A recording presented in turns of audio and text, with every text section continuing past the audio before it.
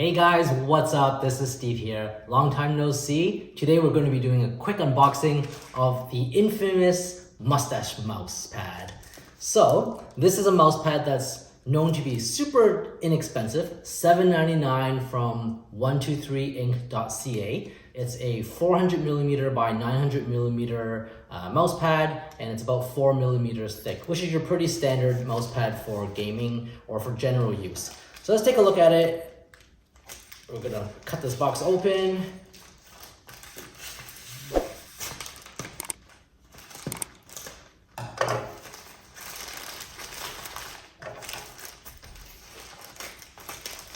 All right, so in the box, what did we get?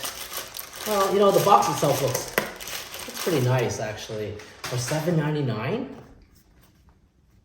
That's awesome. Okay, so this is a gaming mouse pad.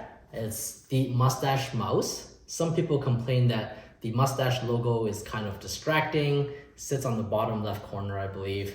Let's see what it says on the box. Smooth cloth surface, anti-slip, 900mm width, 400mm depth, and 4mm thickness. You need a large table for this, by the way. All right, let's take a look inside. There's a little gel pack in there. It's nice and rolled up. Let's slide it out. So it comes up all rolled up like your typical mouse pad, and this is what it looks like. So